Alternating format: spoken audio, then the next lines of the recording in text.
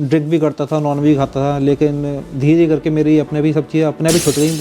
जिस दिन मैंने पहली माला की थी, हाँ जी, चाय तो उसी दिन से अपने भी छूट गई थी, इच्छा ही नहीं करी चाय पीने की बिल्कुल ही।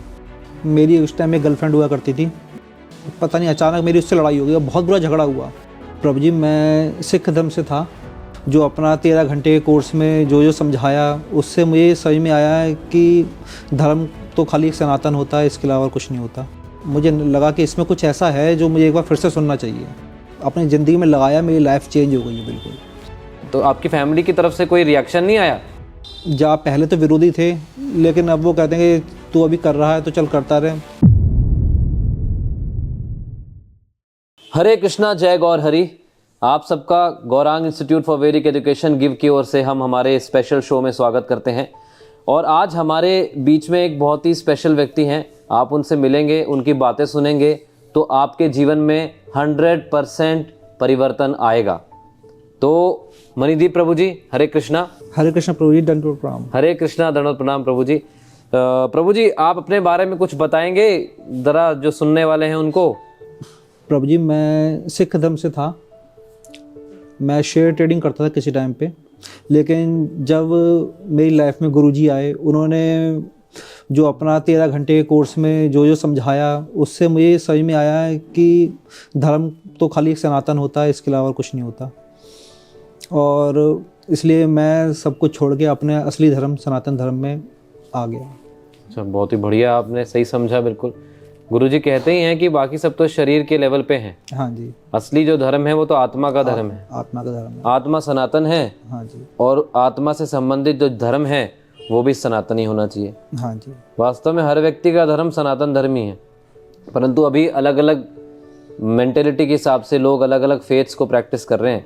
पर वास्तविक धर्म पर आपने तो स्वयं बताया कि आप पहले सिख धर्म से थे। हाँ जी। फिर आपने जब आध्यात्मिक ज्ञान लिया, गुरुजी को सुना, हाँ जी, तो आप अपने असली धर्म में हाँ जी वापस आ गए, जो सनातन धर्म है। दैट इज द रियल हाँ धर्म। जी, सनातन धर्म ही असली धर्म है। और जब से मैंने अपनी ज़िंदगी में लगाया, मेरी लाइफ चेंज हो गई है बिल्कुल। चलिए, बहुत ही बढ़िया। तो आप कहाँ से बिलोंग करते हैं? मैं फिरोजाबाद यूपी से बिलोंग करता हूँ। और बचपन मेरा मिडिल क्लास फैमिली में से था, और ऐसी मेरी ज़िंदगी चलती रही। तो आप पहले जैसे शेयर मार्केटिंग में ट्रेडिंग वगैरह करा करते थे, आप बता रहे हैं? जी, मैं शेयर मार्केट में ट्रेडिंग करता था, लेकिन जब गुरुजी को सुना तो पता चला कि शेयर ट्रेडिंग नहीं करनी चाहिए, ये अच्छी बात नहीं होती है, ये जुए की श्रेणी में आता है। जुए की श्रेणी में आता है। हाँ जी। राइट। तो इसलिए मैंने शेयर ट्रेडिंग बंद कर दी, और अब मैं अपना नॉर्मल दूसरे काम करके अपना लाइफ चलाता हूँ। अच्छा अच्छा। हाँ जी। अच्छा, ये बताइए कि आपके जीवन में मतलब आपने गुरुजी को कब सुना, और कृष्ण भक्ति आपके जीवन में कब आई, कब आपके जीवन में परिवर्तन आना शुरू हुआ, कब सबसे पहली बार आपने गुरुजी को कब सुना? एक्चुअली इसके पीछे एक बहुत लंबी स्टोरी है। अच्छा। मेरी उस टाइम में गर्लफ्रेंड हुआ करती थी, उसने मुझसे बोला वृंदावन चलना है। वृंदावन? हाँ जी। तो मैं उसे लेके वृंदावन आया। हाँ और यहाँ आके पता नहीं अचानक मेरी उससे लड़ाई हो गई, बहुत बुरा झगड़ा हुआ। अच्छा। फिर मैंने उसके लिए भगवान जी को भी बहुत बुरा भला किया कि आपकी वजह से इससे लड़ाई हो जाती है मेरी, और बहुत कुछ ज़िंदगी में हुआ।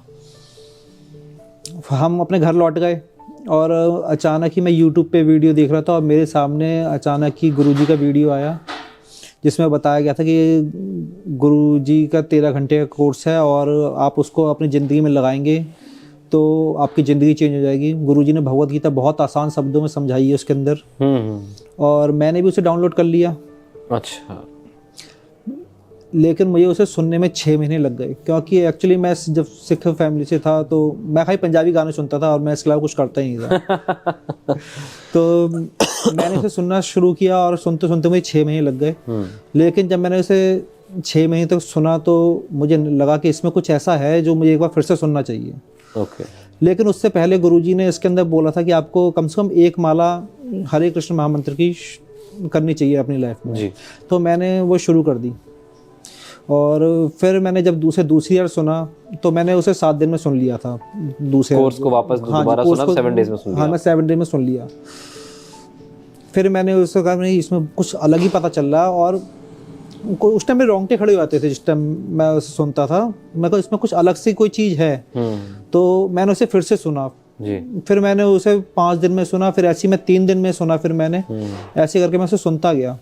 फिर गुरुजी उसके बार बार बोलते थे कि 16 माला सर्वश्रेष्ठ होती हैं। हाँ। लेकिन हमें एक शुरुआत एक से कर लेनी चाहिए। तो मैं फिर डायरेक्ट मैंने 16 माला पे आ गया। मैंने 1 महीने तक 1 माला करी और फिर मैं डायरेक्ट 16 माला आ गई। Very good. और अब मुझे 2 साल हो गए और मैं लगातार 16 माला कर रहा हूँ। बहुत ही बढ़िया। तो ये तो बहुत ही कमाल की बात बताई आपने। मतलब इनकी गर्लफ्रेंड थी और उनके साथ ये वृंदावन गए और जब पता लगा वहाँ पे इनका झगड़ा हो गया। अब झगड़ा तो किसने कराया होगा आपको पता ही है, भगवान कृष्ण ने जिससे कि इनका असली जो इनके असली फ्रेंड हैं भगवान श्री कृष्ण, उनके साथ इनकी मित्रता हो पाए। तो वैसा ही हुआ। भगवान ये जब वापस गए तो गुरुजी को सुना और भगवान से मित्रता हो गई। क्यों ब्रो, सही कहा मैंने? हाँ जी, बिल्कुल सही बात। अच्छा ये बताइए कि आप कह रहे हैं कि आप सिख फैमिली से हैं। हाँ जी। और जब आप कृष्ण भक्ति में आए होंगे, हाँ जी, तो आपके फैमिली की तरफ से कोई वो नहीं था कि क्या करने लग गए तुम तो ये माला करने लग गए? तो आपकी फैमिली की तरफ से कोई रिएक्शन नहीं आया? हाँ जी, शुरुआत में तो था। जिस टाइम मैं सुबह सुबह 3 बजे उठने लग गया था, मैं उसी टाइम से। अच्छा। जब गुरुजी ने बोला था कि आपको सुबह से उठ के करनी चाहिए माला, तो मैं उठ के करने लग गया था। क्योंकि मुझे एहसास हुआ कि नहीं, शाम को तो हम कर ही नहीं पाएंगे, मेरे को काम पे भी जाना होता है हमें अपने पे। तो मैंने अपना टाइम निकाला अपने पहले, ताकि मैं माला कर सकूँ अपनी पूरी।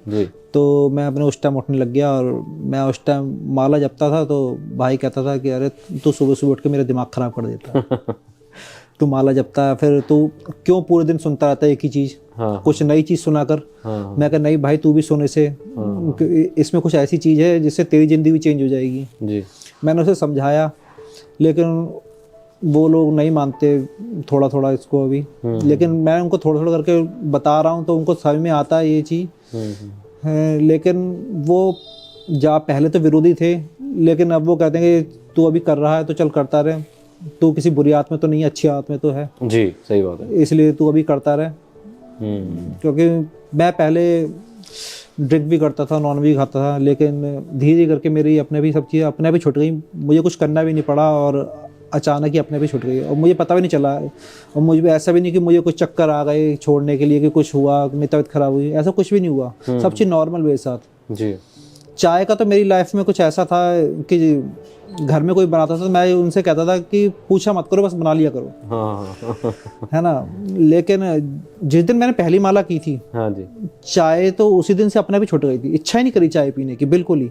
कमाल है। मैं चाय तो उसी दिन से मेरी बिल्कुल नहीं। ये है चमत्कार। हाँ जी, ये भगवान के नामों का ये चमत्कार है कि मतलब ऑटो जो व्यक्ति ऐसा कहता हो कि भाई जब भी चाय बन रही हो मेरे लिए तो बना लेना, पूछना मत, ठीक है। मतलब इतनी जिसको लत है चाय पीने की, और वो शराब पीते थे, प्रभु जी कह रहे नॉनवेज खाते थे, पर भगवान का नाम लेना प्रारंभ किया तो इनको अलग से कोई मेहनत नहीं करनी पड़ी छोड़ने की, ऑटोमेटिकली वो छूट गया। तो इसलिए तो कहते हैं, गुरुजी बार बार यही कहते हैं कि हम शुरू तो करें, हम प्रारंभ तो करें, फिर देखिए आप भगवान के ऊपर छोड़िए ना। आप पहले जो शास्त्रों में बताया गया है उस विधि विधानों का पालन करिए, फिर देखिए आपके जीवन में जो चीज़ें गलत हैं, जो इम्प्योर चीज़ें हैं, जो अपवित्र चीज़ें हैं, वो ऑटोमेटिकली छूट जाएंगी। हाँ तो प्रभु जी फिर और बताइए। बहुत अच्छा लग रहा है आपको सुनते हुए, ऐसा लग रहा है आप ये कहानी सुनते ही रहे। जी भगवान बुलवाते हैं, हम तो बोलने वाले हैं। तो फिर मेरे घर पे भाभी और भाई नॉनवेज वगैरह खाते थे, मैंने छोड़ दिया था उस टाइम पे। लेकिन फिर धीरे धीरे करके मुझे एहसास हुआ कि गुरुजी बताते थे कि हमें हर चीज़ भगवान को भोग लगा के पानी चाहिए जी। उस टाइम मुझसे नहीं हो पाता था क्योंकि घर वाले नहीं मानते थे इस चीज़ को। तो मैंने भगवान से वादा किया, भगवान जी एक दिन आपको भोग जरूर लगाऊंगा चाहे कुछ भी हो जाए। ओके। तो कुछ ऐसा संयोग बना कि हमारा जो अपना असली घर है, हमारा जो परिवार में जो मेन घर है हमारा, वो फिरोजाबाद में था। अच्छा। हम उस टाइम नोएडा में रहते थे। अच्छा। भाई के साथ। तो भाई को वोट डालने के लिए अपने घर जाना पड़ा। मैं घर पे अकेला था। अच्छा। आप विश्वास नहीं मानेंगे, मैंने कभी घर पे खाना नहीं बनाया था। आता था बनाना लेकिन बनाया नहीं था। मैं होटल से मंगवा के खा लेता था। लेकिन उस दिन पता नहीं क्यों एहसास हुआ कि नहीं, मुझे पहले भगवान जी को भोग लगाना है, फिर उसके बाद मैं पाऊँगा। मैंने अपने आप ही अपने घर पे बनाया और भगवान जी को भोग लगाया और फिर प्रसाद पाया मैंने। ऐसे अगले दिन आया तो मैंने कहा भगवान जी क्या सोचेंगे, लड़का एक दिन भोग लगा के बैठ गया, फिर अगले दिन मुझे वो किया ही नहीं, मुझे पूछा ही नहीं। मैं कहा नहीं, मैं फिर भोग लगाता हूँ। और ऐसे करके तीसरे दिन से तो अपने आप आदत पड़ गई। अच्छा। फिर नहीं, अब मैं भगवान जी को भोग लगाऊंगा, उसके बाद ही पाऊंगा, वरना मैं प्रसाद नहीं पाऊंगा। बहुत बढ़िया। ऐसा हो गया। फिर घर पे वो था उसका से भाभी नॉनवेज वगैरह बनाती थी, तो फिर गुरु जी से पता चला था मुझे कि जिन बर्तनों में नॉनवेज बनता है उन बर्तनों में भगवान जी को भोग नहीं बन सकता, क्योंकि भगवान जी स्वीकार नहीं करते उस चीज़ को जी। तो मैंने उनसे रिक्वेस्ट की कि भैया अपने बर्तन वैसे कर लो थोड़े से, तो वो कह रहे बर्तन कैसे चेंज कर लेंगे। हाँ जी। तो मैं अपनी एक कढ़ाई और एक चूल्हा लेके आया और मैंने अपनी रसोई थोड़ी सी अलग कर ली उनसे। क्योंकि मुझे भगवान जी को भोग लगाना था। मेरा दिल नहीं मान रहा था इस चीज़ को लेके कि मैं उन बर्तनों में भगवान जी को भोग लगाऊं। जी जी, सही बात। तो इसलिए फिर मैंने अपनी रसोई अलग करी वो करके। तो घर वाले बहुत वो हो गए, गुस्सा हो गए कि दूसरे जो कोई देखेगा तो क्या बोलेगा। मैंने कहा हमें दूसरों से मतलब नहीं होना चाहिए, हमें इससे मतलब होना चाहिए कि हमें लिए भगवान क्या सोचेंगे, क्योंकि हमें आगे जाके भगवान को जवाब देने, हमें इन लोगों को जवाब नहीं देना, क्योंकि ये तो हमारे सब शारीरिक रिश्ते हैं, ये यहीं की यहीं छुट जाएंगे, जितने भी हैं यारी दोस्ती सब कुछ है यहीं पे छुट जाएंगे, लेकिन जो असली जवाब तो हमें ऊपर जाके देना है। हाँ जी बिल्कुल। तो इसलिए मैंने अपनी रसोई उसी टाइम उनसे अलग कर ली। और फिर धीरे धीरे करके कुछ ऐसा मेरी ज़िंदगी में ऐसा हुआ, मेरे पिताजी बीमार थे तो मैं उनकी सेवा में लग गया और फिर मुझे उस फिरोजाबाद आना पड़ा यहाँ पे उनकी सेवा करने के लिए। तो यहाँ मैं फिरोजाबाद आ गया यहाँ पे, तो मैं उनकी सेवा करता रहा और अब मेरे पिताजी चले गए। तो फिर अब मेरे पास कुछ ही नहीं था। पहले तो मैं बहुत उदास हो गया उसको लेके, लेकिन फिर मुझे उस टाइम पे याद आई कि ये तो सब शारीरिक रिश्ते हैं। पिताजी को तो एक दिन जाना था जी, कब तक पिताजी हमारे साथ देते। राइट। तो उस टाइम फिर मैंने गुरुजी को प्रणाम किया कि गुरुजी मेरा थोड़ी हिम्मत बंधाइएगा, मुझे कुछ समझ में नहीं आ रहा मैं क्या करूं। तो उसी टाइम कुछ दिल में ऐसी हिम्मत आई और मैं कहा नहीं, भगवान की सेवा करनी है और इसके अलावा मुझे कुछ नहीं करना। बहुत ही बढ़िया। मतलब आप भगवान श्री कृष्ण ने जो भगवत गीता में ज्ञान दिया है एक एक करके प्रभु जी उसकी प्रैक्टिकल एप्लीकेशन बता रहे हैं। जैसे पहले प्रभु जी ने बताया कि मैं प्याज लहसुन और नॉन वेज और ये सब तो छूट ही गया, और उसके बाद घर में उन्होंने भोग लगाना भी प्रारंभ कर दिया भगवान को। और जैसे उन्होंने बताया कि बर्तन जो हैं वो उनके जो भाभी हैं वो बर्तनों के अंदर नॉन वेज वगैरह पकाती थी। तो जब गुरुजी से उन्होंने सुना कि भाई बिल्कुल बर्तन भी जो हैं वो स्वच्छ होने चाहिए भगवान के लिए, तो उन्होंने वो भी कर दिया, भगवान को भोग लगाना प्रारंभ कर दिया। क्योंकि भगवद गीता में भगवान कहते हैं यज्ञ शिष्टा शीन संतो मिच्यन्ते सर्वकिल विषय, कि जो भगवान श्री कृष्ण के भक्त होते हैं वो भगवान को भोग लगाकर ही प्रसाद पाते हैं। अन्य जो भी लोग कुछ भी पकाते हैं वो केवल पाप खाते हैं। तो वो आपको डिसाइड करना है कि आपको पाप खाना है, और पहले ही दुख हैं, पापों से क्या होता है दुख मिलते हैं, पहले ही इतने दुख हैं तो और ज़्यादा क्यों पाप बढ़ा रहे हैं, ये तो जीवन में दुख ही दुख आएंगे।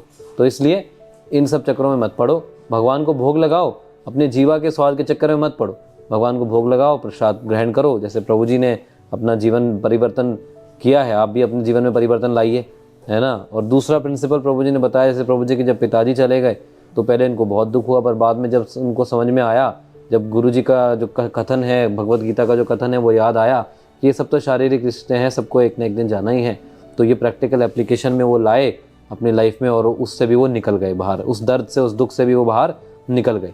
तो भगवद गीता में ऐसी पावर है कि आपको किसी प्रकार के किसी भी दुख दर्द से वो बाहर निकाल सकती है। और अगर आप पहले से ही भगवद गीता प्रैक्टिस कर रहे हैं तो वो आपको महसूस भी नहीं होते।